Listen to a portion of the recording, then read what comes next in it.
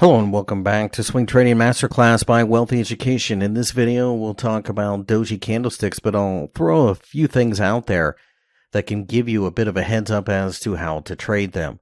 The first thing that seems to be helpful with a Doji candlestick, of course, is going to be, are we at support and resistance? Are we at a place where you should see something like this come into play? Another thing is, and I find this to be more of a short-term thing, but I do have a couple of daily examples here.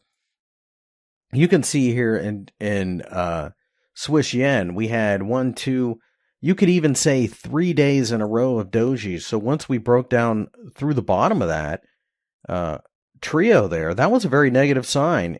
Stop loss on the other side of this candlestick, and it plunged and actually found another doji-like candle to signal that, maybe the trade was over. And that is what, or an example, I should say, of what I meant earlier when I suggested that sometimes they can tell you when you need to kind of tighten your stops. So there's a perfect example there. Over here, we have a couple dojis in a row. And notice that once we broke down through the bottom of them, down here, we made a pretty significant move. Now, why is this? Well, the reason is that if you form a couple of dojis in a row, it shows that the market is stagnating, it's running out of momentum, and that traders are waiting for something. It really doesn't matter what that thing is. They are waiting to see, some type of news or an announcement or something that moves it much quicker, and you are simply reacting to that. So that's one way I like to pay attention to it. Now, another thing that we need to pay attention to is our indicators. So let's go ahead and put, this is an hourly chart of Twitter.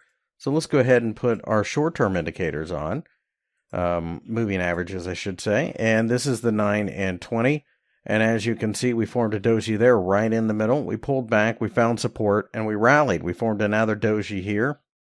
But I want you to think about something. If the moving averages are spread out and they're rising, well, that tells you which direction you're looking to be involved in. So once you see a couple dojis in a row, now that you have the crossover and now that you have the trend going up, really what you're looking at is a scenario where you're waiting to break out of these two dojis, the range here, which is basically here, and that was a buy signal as well. That being said, the multiple dojis again, once we broke above the top of this range, that was a sign to get going long. In other words, you're not trying to fight the trend, and that is the biggest mistake that a lot of retail traders will do.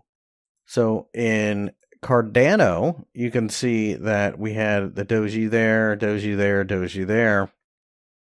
But I would also submit that this is an area that has seen a bit of resistance. So breaking above the 8.5 cent level would have been a sign, and these dojis showing the market, we're not quite ready to know what to do with yet. There's some support and resistance there.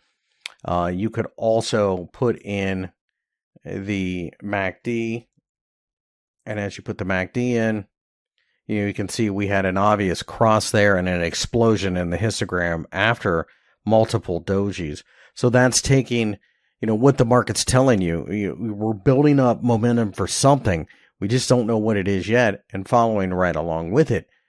So once these spread out, that shows you not only did we break out to the outside and break this resistance, but the MACD confirmed it, and the moving averages are spreading, meaning we are probably going to go much higher. Because remember, this is the same thing as putting the 12 and the 26 on this price chart, and they would look identical. So multiple reasons to get long of Cardano.